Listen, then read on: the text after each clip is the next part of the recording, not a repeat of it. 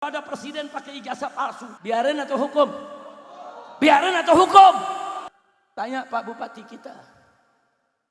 Di Sumatera, di Tanah Jawa ada bupati pakai ijazah palsu ditangkap Pak. Ditangkap. Ada anggota DPRD pakai ijazah palsu ditangkap Pak. Ditangkap. Anda sebagai ASN kerja di Pemda pakai ijazah palsu, ketahuan, dipecat. Ditangkap, betul. Nah ini sekarang udah jadi presiden 10 tahun. Sudah, saya nggak nuduh, tapi buktikan dong. Buktikan, karena ini sudah menjadi isu nasional. Hampir ribut satu negeri, saudara. Ribut. Kalau memang palsu, wajib diproses dan dipenjara. Nggak peduli mau presiden, mau menteri, mau jenderal. Kalau ada pakai ijazah palsu, tangkap.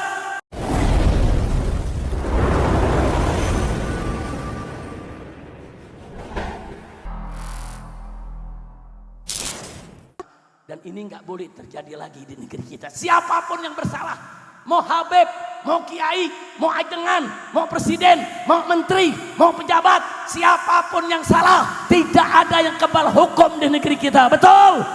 Takbir. Kalau saya mau bertanya saudara, kalau ada presiden pakai ijazah palsu, kalau ada, biarin atau hukum? Biarin atau hukum? Dan ini jangan didiamkan saudara. Kita nggak nuduh, buktikan di pengadilan. Kalau memang terbukti asli saudara, maka yang memfitnahnya jebloskan ke penjara. Tapi kalau nggak pernah dibuktikan saudara, nggak ada yang tahu itu asli atau tidak, atau kalau terbukti itu palsu, wajib dipenjara.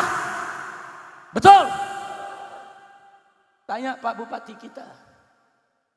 Di Sumatera, di Tanah Jawa ada bupati pakai ijazah palsu ditangkap Pak. Ditangkap. Ada anggota DPRD pakai ijazah palsu ditangkap Pak. Ditangkap.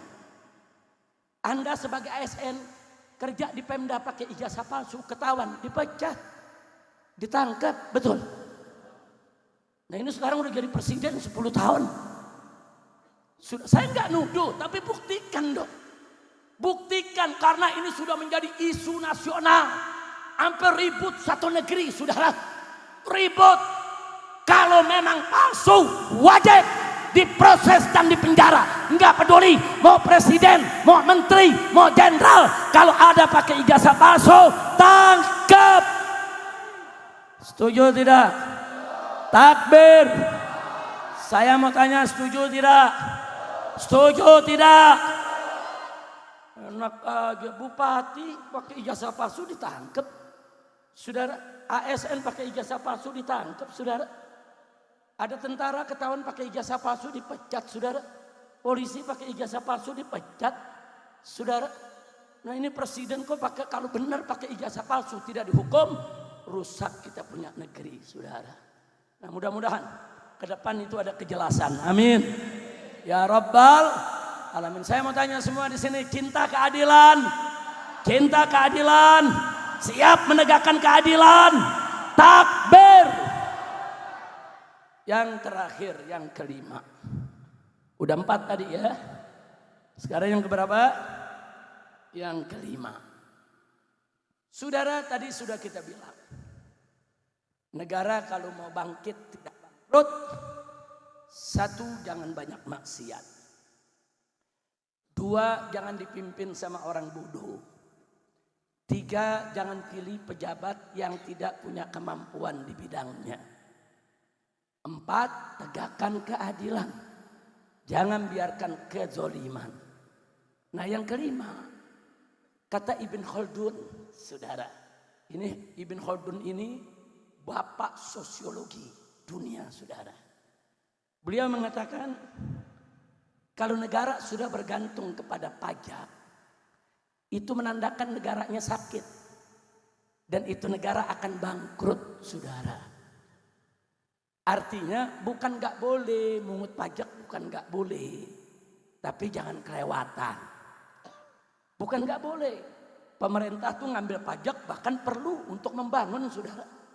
Perlu kita patungan rame-rame bangun negeri kita, betul? tapi jangan kelewatan. Ada etikanya, ada adabnya saudara. Makanya dalam satu hadis yang diriwayatkan oleh Imam Ahmad dan juga diriwayatkan oleh Imam Abu Daud, Nabi pernah mengatakan la yadkhulul jannah sahibul maksi. Apa itu saudara? Tidak akan masuk surga pemungut pajak yang zalim saudara. Jadi kalau orang memungut pajak dengan zalim, dengan jahat, saudara, dengan tidak ada aturan saudara yang adil, maka dia tidak akan masuk surga. Na'udzubillah min dzalik saudara. Nah, makanya bicara tentang pajak ini saudara, ini bagian akhir dari ceramah saya ini. Saya mau ingatkan, ada seorang ulama besar mazhab Syafi'i, mujtahid fil madhab saudara. Itu al-Imam Syarafuddin saudara, Abu Zakaria Yahya ibn Syaraf, yang dijuluki, yang biasa kita kenal dengan sebutan Al-Imamun Nawawi, Imam Nawawi. Beliau hidup di satu desa yang bernama Desa Nawa, ada di pinggiran kota Damaskus di Syria saudara. Beliau hidup sederhana, bahkan boleh dikatakan miskin saudara. Dan beliau kalau punya baju bolong sedikit dijahit sendiri, nggak langsung ganti baju baru. Di tangannya ada bolong, dia jahit sendiri saudara. Sehingga kadang-kadang terkesan seperti compang-camping, padahal orangnya rapi, dijahit dengan rapi baju-baju bolongnya. Tapi jangan lupa, beliau seorang ulama yang sangat dihormati ketika itu saudara. Nah, ketika itu ada sultan yang berkuasa di Damaskus saudara. Kekuasaannya membentang dari Mesir sampai ke Damaskus. Dia melihat waktu dia rapat dengan para menterinya bahwa negara ini kekurangan biaya. Kas negara kosong. Sementara dia harus membayar gaji pegawai. Dia harus membiayai tentara untuk menjaga perbatasan. Duit sudah tidak ada. Maka itu sepakatlah sang sultan ini bersama para menterinya untuk kumpulkan ulama satu negeri, minta fatwa mereka. Diundang ulama, rame-rame datang ke istana. Nah, kemudian raja menyampaikan, sultan menyampaikan, kita ini kas negara sedang kosong. Sementara gaji pegawai, gaji tentara di perbatasan, pembangunan negeri ini membutuhkan biaya besar. Izinkan saya sebagai sultan untuk mengambil pajak dari rakyat. Sebelum itu nggak ada sultan mengambil pajak saudara. Baru itu sultan mengambil pajak. Nah, ulama mendengar alasan sultan karena darurat saudara, sepakat, setuju, boleh sultan mengambil pajak dari rakyat untuk membiayai negara, untuk memelihara negara, untuk menjaga negara. Senang sultan. Semua ulama-ulama besar yang hadir membuat petisi fatwa, tanda tangan, setuju. Nah, sebelum mereka pulang, sultan bertanya, apakah masih ada ulama yang perlu aku undang? Minta tanda tangannya, minta persetujuannya. Ini ulama-ulama yang hadir bilang, ada Tuan Sultan. Kelihatannya Anda luput. Ada satu ulama yang Anda belum undang. Siapa dia? An-Nawawi. Terus kata Sultan, apa masih perlu undang dia? Apa masih perlu undang dia? Kan kalian ini ulama-ulama besar. Ulama-ulama yang dikenal di negeri. Apa kata mereka? Tuan Sultan, walaupun kami sudah setuju, kalau Syekh Nawawi tidak setuju, rakyat akan ikut dia. Umat akan ikut dia. Orang ini alim fil fiqh, wa fil usul, wa fil hadis, saudara, wa fil tafsir. Dan dia ini saudara muta ditaati oleh umat. Anak kata Sultan, baik kalau begitu saya panggil, saya undang. Dikirimlah para pengawalnya, dijemputlah Imam Nawawi, dibawa ke istana. Sampai di istana, Imam Nawawi dipersilahkan duduk di atas kursi yang sudah disiapkan. Sultan duduk di atas singgasananya. Sultan mengatakan, ya Syekh, ini ulama semua sudah setuju. Aku akan ambil pajak dari rakyat. Nah, kau aku undang, kita minta restunya, minta persetujuannya untuk kau ikut tanda tangani ini. Apa jawab Syekh Nawawi, saudara Imam Nawawi?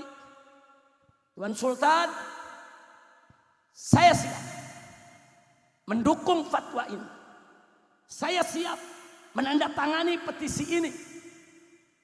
Tapi saya punya 3 pertanyaan yang Tuan Sultan harus jawab dulu. Yang pertama, Tuan Sultan untuk apa mengambil pajak? Sultan jawab, untuk gaji pegawai, tentara di perbatasan, bla bla bla bla bla. Kata Imam Nawawi, ahsanta, bagus, kau punya jawaban. Sekarang yang kedua, Tuan Sultan, kita kan punya kas negara, ada Baitul Mal. Kenapa Anda tidak ambil dari Baitul Mal saja? Kenapa Anda ngambil dari rakyat lagi? Kalau ada Baitul Mal. Dijawab oleh Sultan, kalau Baitul Mal ada, saya nggak ngambil pajak. Justru ini karena Baitul Malnya kosong, nggak ada dana. Apa kata Nawawi? Ahsan, bagus, kau punya jawaban. Sekarang pertanyaan ketiga. Pertanyaan ketiga, Tuan Sultan, kenapa kas negara kosong? Itu pertanyaannya, saudara. Kenapa kas negara kosong? Semua rakyat tahu kemarin banyak intan permata, banyak mutiara, banyak emas, banyak perak. Kemana semua itu? Marah Sultan, saudara. Tersinggung Sultan. Kata Sultan, ya Syekh, mada taksud bikalam? Kau punya maksud apa dengan ucapanmu? Marah Sultan. Imam Nawawi dibentak oleh Sultan, saudara. Enggak gemetar. Kata Imam Nawawi, Sultan, tunggu dulu. Kami tahu siapa engkau. Sebelum kau jadi Sultan, kau ini orang miskin. Rakyat jelata, rakyat biasa. Dan kami tahu kas negara kita penuh. Banyak perbendaharaan negara. Kenapa kosong? Kami juga tahu. Kau bagi-bagi ke menteri-menterimu. Kau bagi-bagi ke istri-istrimu. Kau bagi-bagi ke putri-putrimu. Kau bagi-bagi ke semua pejabat. Sehingga kas negara itu kosong. Jadi kalau kau ingin ambil pajak dari rakyat, maka seluruh harta dari kas negara yang kau bagi-bagi untuk pejabatmu, sita dulu, kembalikan ke kas negara. Kalau masih kurang, baru boleh ambil pajak dari rakyat. Takbir. Bagus tidak Imam Nawawi? Adil tidak? Jujur tidak? Amanat tidak? Cerdas tidak? Berani tidak? Takbir. Sallu ala Nabi. Marah sultannya, saudara. Jadi kita Imam Nawawi tunggu dulu. Kalau kas negaranya kosong, karena memang dipakai untuk memelihara negara, membiayai negara, kurang, ambil pajak dari rakyat. Tapi kalau kas negaranya dikorupsi, tunggu dulu, balikin dulu itu hasil korupsi. Nah kalau udah balik, masih kurang, baru ambil pajak. Kalau enggak kurang, enggak boleh ambil pajak dari rakyat. Saya tanya, bagus tidak Imam Nawawi? Jawab yang kompak, setuju tidak dengan Imam Nawawi? Takbir. Jadi kesimpulannya sudah, pemerintah boleh ambil pajak dari rakyat. Tapi ada syarat-syarat yang enggak boleh dilanggar. Antara lain disebutkan oleh para ulama. 1, boleh ambil pajak dari rakyat. Tapi syarat pertama, saudara, jangan ambil pajak dari orang miskin. Itu syarat pertama. Dari orang miskin nggak boleh. Dalam Islam aja orang miskin nggak wajib zakat, saudara. Dari mana orang miskin disuruh bayar pajak, saudara? Itu 1. Jangan ambil pajak dari orang miskin. Yang kedua, saudara, jangan ambil pajak dari makanan pokok rakyat. Seperti sembako, makanan sehari-hari, beras, gula, tepung, garam, saudara, nggak boleh, jangan dipajakin. Kalau pabriknya mau dipajakin silakan, tapi rakyat membeli itu nggak boleh dikenakan pajak. Kita sekarang di Indonesia beli apa aja kena pajak, ada PPN-nya, saudara. Harta miskin ikut bayar PPN, saudara, nggak boleh, haram memungut pajak dari rakyat miskin, haram memungut pajak dari makanan pokok, saudara. Yang ketiga, ini menarik. Majelis Ulama Indonesia Pusat kemarin ini pada saat ada pertemuan konferensinya itu mengeluarkan fatwa tidak boleh pajak berulang. Maksudnya seperti apa? Seperti PBB. Tiap tahun kita bayar berulang, saudara. Bahkan tiap tahun naik itu, saudara. MUI udah keluarin fatwa. MUI udah kasih tahu pemerintah, jangan, cukup sekali aja pajak. Enggak perlu pajak itu berulang, saudara, pada item yang sama. Bagus tidak MUI? Bagus tidak? Nah, mestinya Umaro ambil itu fatwa MUI, saudara. Nah, kemudian apalagi, saudara, syaratnya, saudara, ada lagi syarat yang berikut. Boleh ambil pajak, tapi pajaknya nggak boleh dikorupsi. Korupsi harus dibasmi dulu. Kalau korupsi merajalela, pejabatnya seenak-enaknya mengeruk uang negara, merampok uang negara, saudara, haram pemerintah mengambil pajak dari rakyat. Benahi tata kelolanya, ambil pajak dari rakyat, jaga supaya tidak dikorupsi oleh siapapun. Betul? Jangan cuma rajin ngambilnya.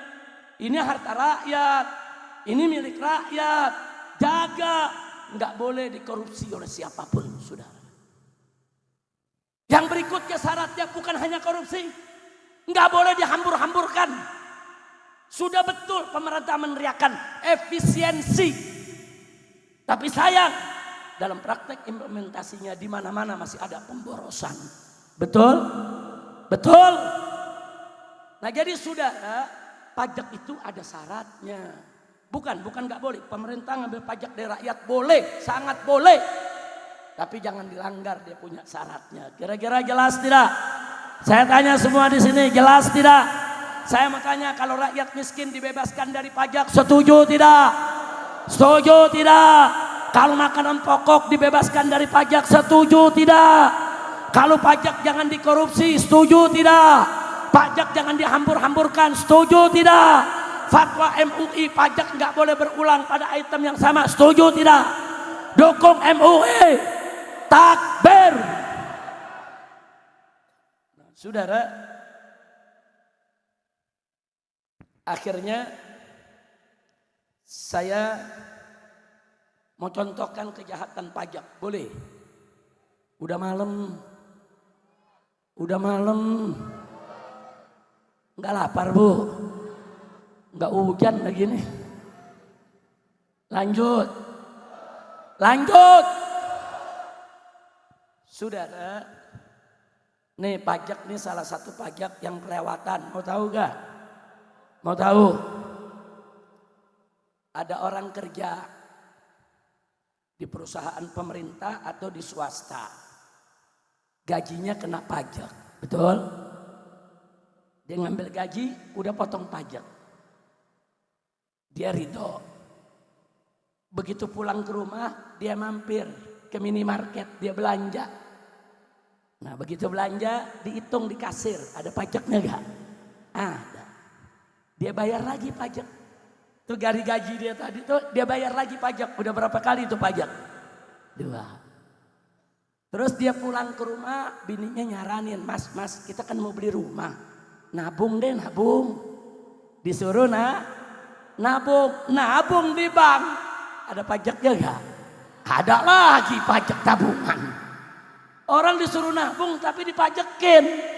Udah berapa itu pajaknya? Udah 3. Duitnya tentu juga nih. Udah berapa tuh?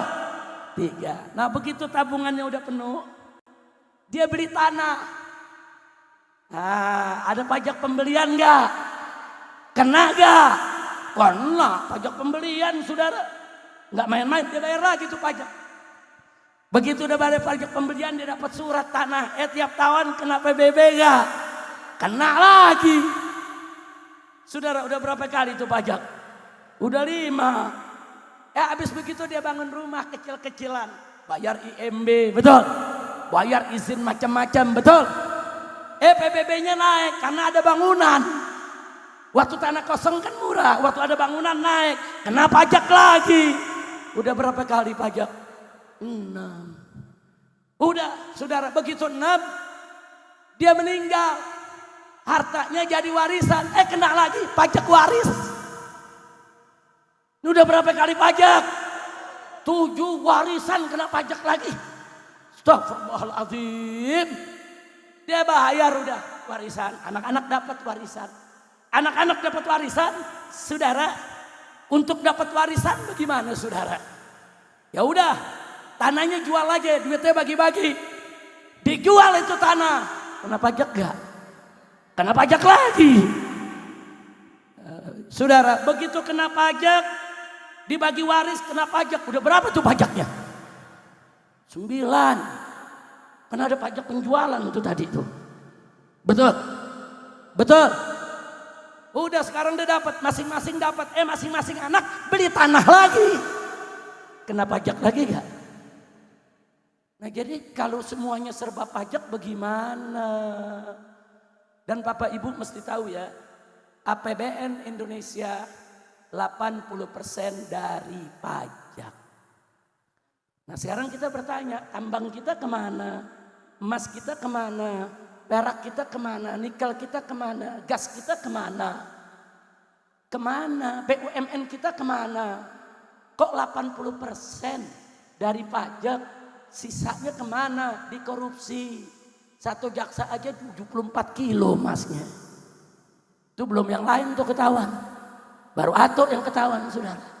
Innalillahi wa inna ilaihi raji'un. Maka itu, saudara, insya Allah ormas-ormas Islam di Jakarta, termasuk Majelis Ulama Indonesia di Jakarta, saudara, itu akan menyurati Presiden, akan menyurati juga Kementerian Keuangan, akan menyurati Dirjen Pajak, supaya aturan pajak itu dievaluasi kembali. Yang menyulitkan rakyat, hapus, kesian rakyat.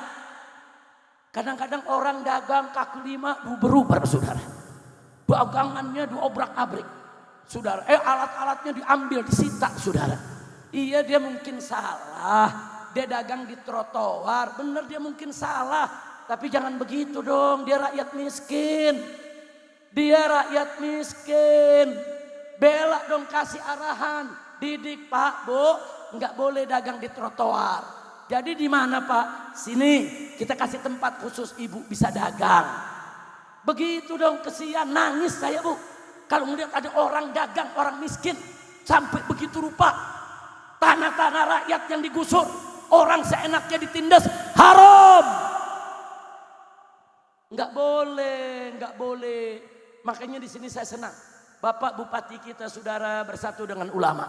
Mau mendengarkan nasihat ulama. Dan Bapak Bupati kita, begitu juga Ibu Wakil Bupatinya, orang berpendidikan. Mereka ini orang berpendidikan, dokter, S3, Wakil Bupatinya MKN, S2, saudara. Nah mudah-mudahan beliau-beliau ini sebagai pemimpin di Kuningan, yang pinternya tidak kita ragukan. Insya Allah selama beliau dekat dengan kiai, dekat dengan ajangan, dekat dengan ulama, selalu diberikan nasihat dan arahan. Insya Allah beliau bisa menjadi pemimpin Kuningan yang adil dan amanah. Amin ya Rabbal. Doain saudara, doain. Biar Pak Bupati ini bisa kerja, biar Wakil Bupati bisa kerja. Tapi ingat, hati-hati. Saya dapatkan saudara, ada kepala daerah bagus, kepala daerah baik, bupati baik, saudara. Begitu bupati mengambil satu keputusan, pusat nggak suka, saudara. Pusat turunkan tim, periksa bupatinya. Kenapa begini? Kenapa begitu? Bupatinya mau ditangkap, saudara. Ini kejadian. Maka itu saya minta masyarakat daerah, kalau bupatinya sudah baik, bupatinya sudah bela rakyat, jaga. Kalau diganggu oleh orang pusat, bela bupatinya, usir orang pusatnya, saudara. Takbir. Siap tidak? Takbir. Saya dapetin beberapa bupati yang baik, didatangi saudara. Dipanggil ke Kemendagri, saudara. Diberikan peringatan. diancam. Kalau kau begini, kau nggak menjalankan instruksi pusat, kau akan dipecat, kau akan disingkirkan, kau akan diganti. Apa?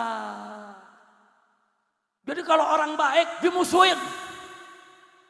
Saya mau tanya, musibah tidak? Nah kalau yang begini dibiarkan, Indonesia saudara bangkit apa bangkrut? Bangkit atau bangkrut? Nah kalau gitu saya mau tanya, mau Indonesia bangkrut atau bangkit? Siap bangkit, takbir, sallu ala nabi. Amin ya rabbal alamin. Nah akhirnya Bapak Ibu, setelah panjang lebar saya bicara, mau Indonesia bangkit di kemerdekaan 81 tahun ini, yuk mari kita revolusi akhlak, mari kita perangi korupsi, mari kita bicara merdeka ya. Kita harus merdeka dari maksiat, merdeka dari kejahatan, merdeka dari kezaliman, merdeka dari korupsi, merdeka dari begal, merdeka dari narkoba, merdeka dari LGBT, merdeka dari segala yang bisa merusak bangsa. Betul? Takbir, merdeka, merdeka, hidup Indonesia, hidup Islam, takbir, sallu ala nabi. Nah baiklah, sebagai penutup saya minta kepada Habib Hanif didampingi dengan mantu-mantu saya yang lain, rame-rame kita baca.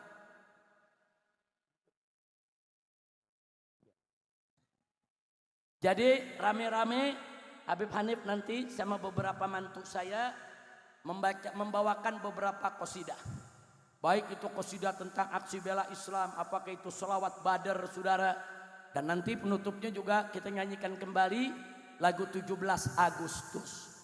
17 Agustus itu karangan Sayyid Husain Mutahhar saudara.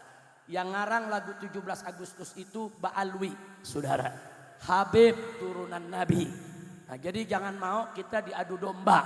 Saya mau tanya nih semua nih, lihat di sini Habib sama Kiai duduk bersatu, bagus tidak? Bagus tidak? Bagus tidak?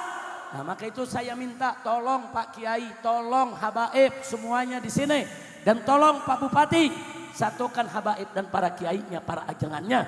Jangan mau diadu domba, jangan mau dipecah belah, jangan mau saudara kita dicerai-beraikan. Siap bersatu? Habaib dan kiai bersatu, setuju tidak? Dukung tidak? Bela tidak? Takbir, sallu ala nabi. Nah, karena itu saya minta Habib Hanif, yuk Al-Quran menyatukan kita. Nah, aksi bela Islam ini dulu pernah kita gelar 212 di Jakarta dengan nasyidnya yang terkenal, aksi bela Islam. Kita bawakan rame-rame dengan semangat. Nanti juga ada selawat Asgilid Zolimin Bid Zolimin, ikuti saja Habib Hanif, akan dibawakan secara medley. Dan terakhir 17 Agustus tahun 45 kita berdiri rame-rame nanti waktu saat 17 Agustus 45 sambil ditutup dengan talqinuz zikir yang akan ditutup nanti oleh Habib Zaki alaihi terus. Silakan Habib Hanif. Sama-sama semua. Allahumma salli ala sayyidina Sadayana suarana wa ashghili zalimin bizzalimin. Allahumma salli ala sayyidina Muhammad wa ashghili zalimin angkat tangan minta sama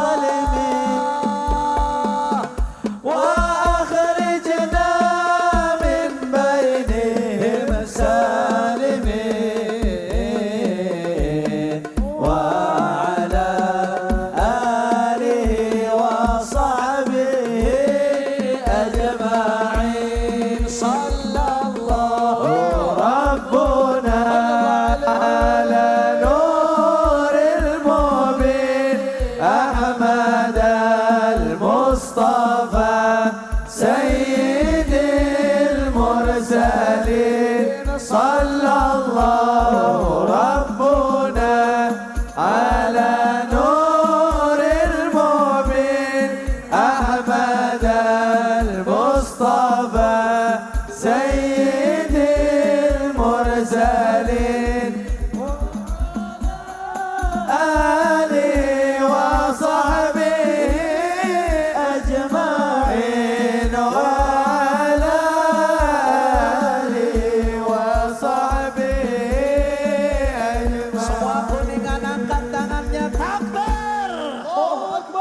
solawatnya kurang semangat. Siap goncangkan kuningan dengan solawat? Siap goncangkan kuningan dengan solawat?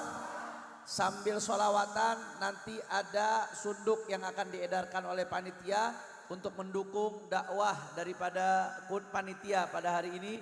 Jadi acara ini dari umat buat umat. Alhamdulillah.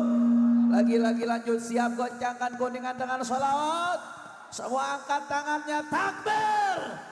Allahumma sadayana wa salam sayyidina Muhammadin qulubi wa dawahina wa afiyatil abdani wa shifaina wa nuril absari wa diyaiha wa ala alihi wa sahbihi wa sallim. Allah.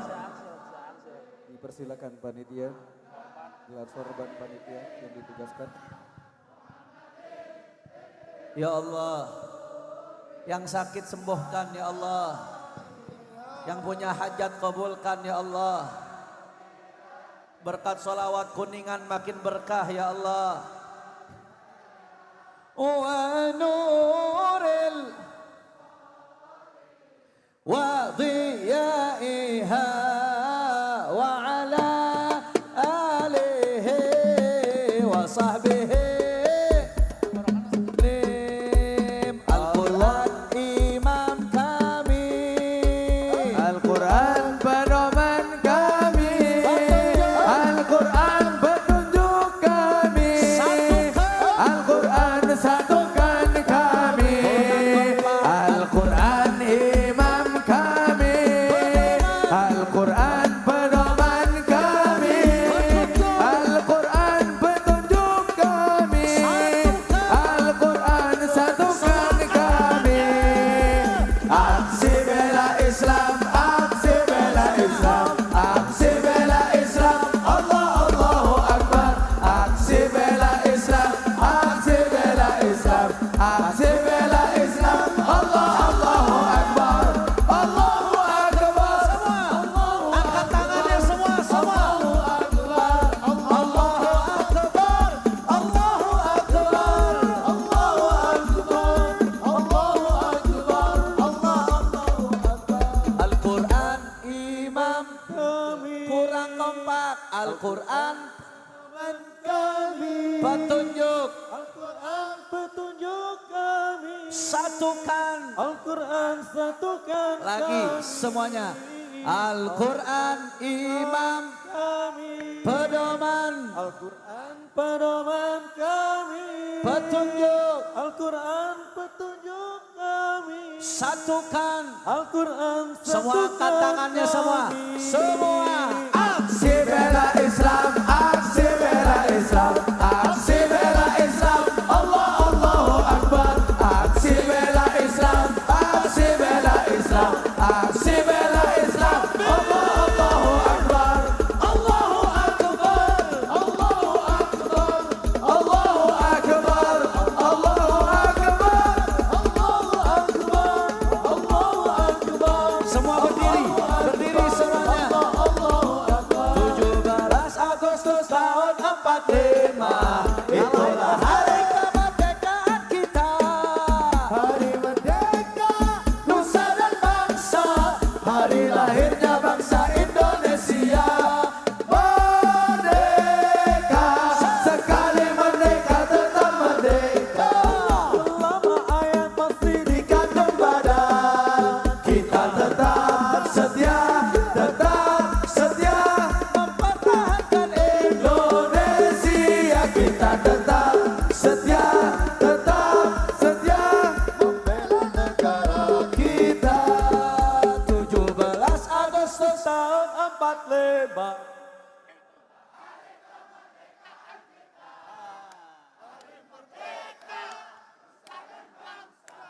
Hari lahirnya bangsa Indonesia. Merdeka, sekali merdeka tetap merdeka. Selama hayat masih dikandung badan. Kita tetap setia Mempertahankan Indonesia. kita tetap setia Terakhir, sekali lagi, semua kuningan. 17 Agustus tahun 45, itulah hari kemerdekaan kita. Hari merdeka, nusa dan bangsa, hari lahirnya bangsa Indonesia. Merdeka, sekali merdeka tetap merdeka. Hayat masih dikandung badan. kita tetap setia mempertahankan Indonesia. Kita tetap setia membela negara kita. Semua kuningan angkat tangannya, takbir, takbir, takbir. Merdeka, merdeka, siap jaga Indonesia. Takbir. Sallu ala Nabi. Allahumma salli. أفضل ما قلت وأنا والنبيون من قبل لا